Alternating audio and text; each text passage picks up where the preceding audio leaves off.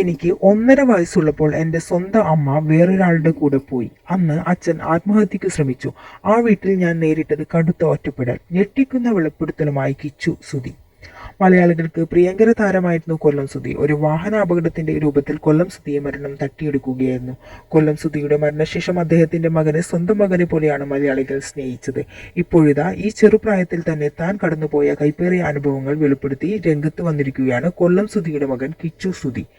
ബാല്യകാലം മുതൽ നേരിട്ട അവഗണനകളെയും ഒറ്റപ്പെടലിനെയും കുറിച്ചാണ് കിച്ചു പറയുന്നത്. വികാരാതീതനായാണ് കിച്ചു വീഡിയോയിൽ സംസാരിക്കുന്നത്. ഈ വീഡിയോ പുറത്തു വരുന്നതോടെ എന്തൊക്കെ സംഭവിക്കുമെന്ന് അറിയില്ല. എൻ്റെ ജീവിതകഥയാണ് പറയുന്നത്. ഞാനൊരു ഇൻട്രോവേർട്ടാണ്. അധികം അങ്ങനെ സംസാരിക്കാനൊന്നും അറിയില്ല. 2004 ഞാൻ ജനിക്കുന്നു. തൃശ്ശൂരാണ് ജനനം. ശാലിനി എന്നാണ് എൻ്റെ സ്വന്തം അമ്മയുടെ പേര്. എൻ്റെ സ്വന്തം അമ്മ എനിക്ക് 1.5 വയസ്സുള്ളപ്പോൾ വേറൊരാളുടെ കൂടെ പോയി. അച്ഛനും അമ്മയും തമ്മിലുള്ള അടിയും വഴക്കുമാണ് കുഞ്ഞിലെ മുതലെയുള്ള ഓർമ്മ. പിന്നെയുള്ള ഓർമ്മ അച്ഛൻ സ്കൂട്ടർ എടുത്ത് എവിടെയോ പോകാൻ നിൽക്കുന്നു. അപ്പോൾ എനിക്കും വരണമെന്ന് പറഞ്ഞു. നീ വരണ്ട, ഇവിടെ നിന്നോ എന്ന് പറഞ്ഞു. അച്ഛൻ്റെ കൂട്ടുകാരൻ്റെ സ്കൂട്ടറിലായിരുന്നു സ്കൂട്ടറും എടുത്തു പോയത്.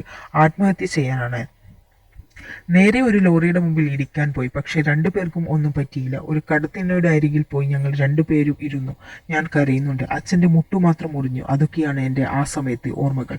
പക്ഷേ അച്ഛൻ്റെയും അമ്മയുടെയും വഴക്കാണ് കൂടുതലും ഓർമ്മയിൽ വരുന്നത്. പിന്നെ എനിക്ക് 3 വയസ്സുള്ളപ്പോൾ ഞാനും അച്ഛനും കൊല്ലത്ത് വന്നു. പിന്നെ എന്നെ നോക്കുന്നത് വല്യമ്മയായിരുന്നു. 5ാം ക്ലാസ് വരെ അവിടെ ജീവിച്ചു.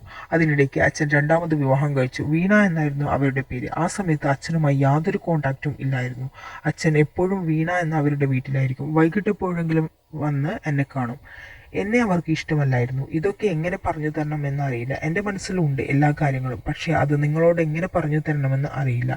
എന്നെ വേറൊരു തരത്തിലാണ് കണ്ടുകൊണ്ടിരിക്കുന്നത്. എന്നോടൊരു വലിയ പ്രശ്നം അവർക്കുണ്ടായിരുന്നു എന്നാണ് കിച്ചു വീഡിയോയിൽ പറയുന്നത്.